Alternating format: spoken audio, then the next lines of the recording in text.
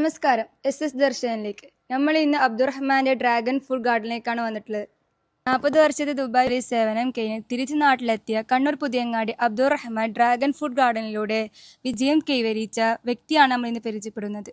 അബ്ദുറഹ്മാന്റെ കൃഷി പൂർണ്ണമായും ജൈവരീതിയിലാണ്. ചെടികൾക്ക് സ്വാഭാവികമായി പ്രതിരോധശേഷി ഉണ്ടെങ്കിലും മഴക്കാലത്ത് വരുന്ന ഫംഗസ് ബാധകളെ നേരിടാൻ അദ്ദേഹം ജൈവ കീടനാശിനികളാണ് ഉപയോഗിക്കുന്നത്. വാണിജ്യാടിസ്ഥാനത്തിൽ കൃഷി ചെയ്യുകയാണെങ്കിൽ ചുവന്ന ഇനങ്ങളാണ് ഏറ്റവും മികച്ചതെന്നും 1 വർഷത്തിനുള്ളിൽ വിളവ് നൽകാൻ ഇവയ്ക്ക് കഴിയുമെന്നും അദ്ദേഹം അഭിപ്രായപ്പെടുന്നു.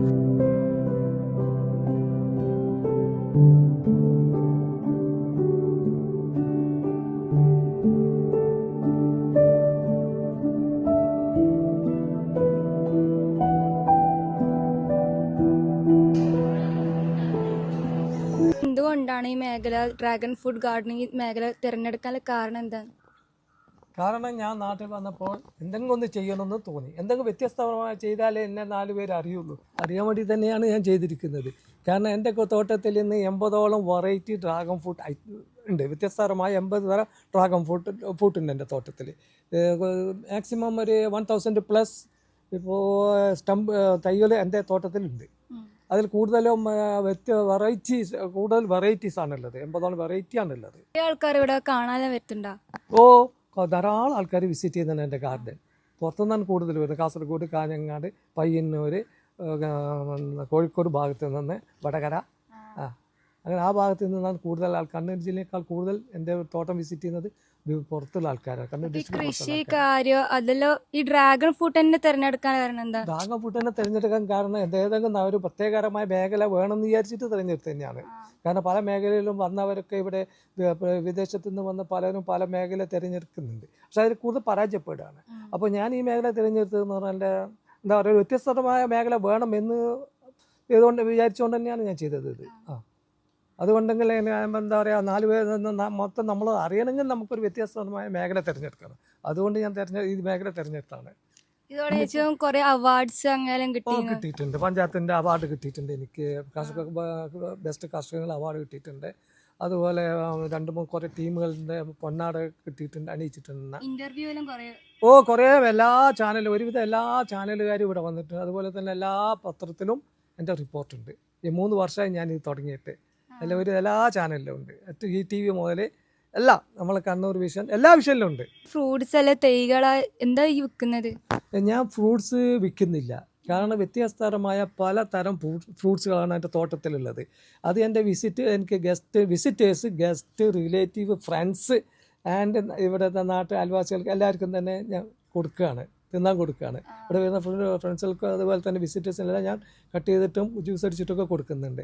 കാരണം പല ടേസ്റ്റും പല വെറൈറ്റി ആയതുകൊണ്ട് എനിക്കിത് സെയിൽ ചെയ്യാൻ പറ്റില്ല.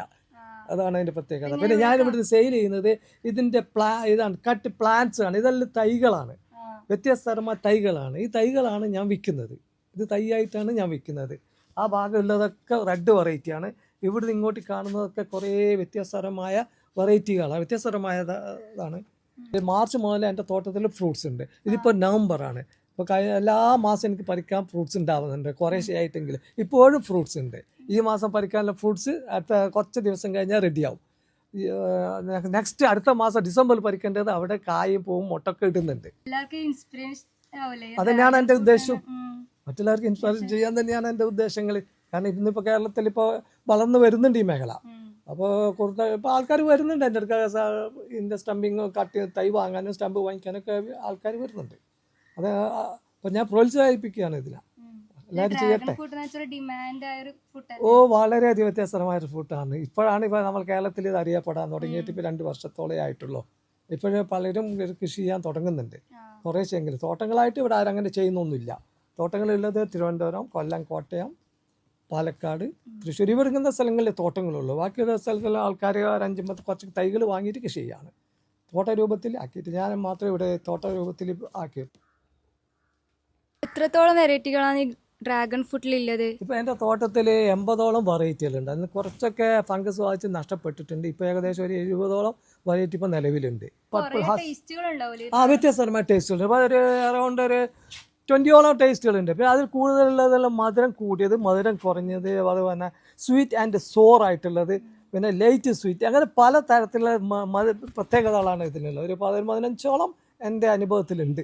ഇത് കഴിച്ചാൽ ഗുണങ്ങൾ എന്തെങ്കിലും നമ്മുടെ ശരീരത്തിന്? ഓ, ഇത് ആൻറ്റി ഓക്സിഡൻ്റ് ആണ്. വിറ്റാമിൻ സി ബോംബാണ് എന്നെ പറയുന്നത്, ഡോക്ടേഴ്സ് പറയുന്നത്. ഇത് ആൻറ്റി ഓക്സിഡൻ്റ് ആണ്. മൊറിയ റോസ, ഗോഡ്സില്ല, ഡസർട്ട് കിങ്. നിറങ്ങളാണ് ഈ ഡ്രാഗൺ ഈ ഫ്രൂട്ടിൽ? ഡ്രാഗൺ ഫ്രൂട്ടിൽ അറൗണ്ട് 10ഓളം കളറുകളുണ്ട്. അറൗണ്ട് അതിൽ ഏറ്റവും കൂടുതൽ ടേസ്റ്റ് ഉള്ളത് മഞ്ഞയാണ്.